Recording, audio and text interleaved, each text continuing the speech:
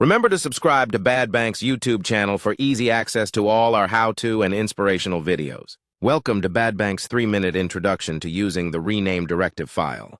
Directive files are what you use to direct Badbank's AI to change things in your output when it processes your statement or statements. Right now, there are two types of directive files. One that enables you to rename or redact transactions, and one that enables you to aggregate expense lines together.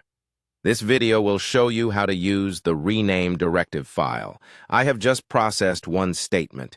We could do this with multiple statements, but for this introduction, we're just going to use one statement. When we export the results folder and open it up, we see a subdirectory called Directives, and inside there are two directive CSV files. Let's open up the file name called rename.csv.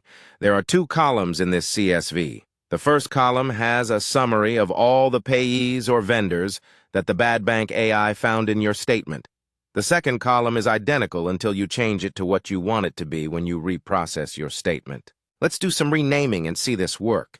This is check number 786. I am going to direct the AI to rename that transaction with John Smith, typing John Smith into the second column. Next, I am going to redact or make private the transactions made to the St. Mary's Church. I will rename all of those as simply charity. Now, since I know that these bracketed items are transfers from savings, I'm going to direct Badbank's AI to rename these transactions as from savings. If I was running a year's worth of statements and I had a bunch of check numbers and payees, I could add those to this list, and if Badbank finds those check numbers in the statement that you are processing, it would rename the payee accordingly. Make sure to save this modified rename file with exactly the same name as a CSV file type and in the same directory so that it's easy to remember where it is. Let's reprocess the original PDF statement along with our modified renaming directive file. We upload the original PDF and select More to add our rename.csv directive file.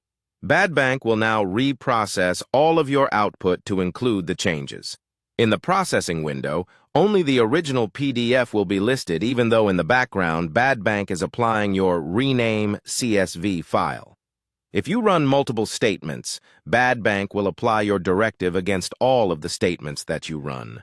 Let's take a look at the new modified output CSV to see that Badbank's AI has taken our direction. All of the accounting upload files in this new output folder for QuickBooks, Xero, and Sage will have these same changes, exactly as seen in this top-level CSV file. Renaming using Badbank's directive file can save you tremendous amounts of time, especially when you use them across many statements. When we open up this new top-level CSV, we can see that the transfer has been renamed with from savings, and if there were multiple occurrences, they would all be changed. Check number 786 has the payee named John Smith now. Any transaction for St. Mary's Church has now been labeled simply as charity. Now move on to Badbank's tutorial on using the aggregate directive files for expenses, and remember to subscribe to Badbank's YouTube channel for easy access to all our how-to and inspirational videos.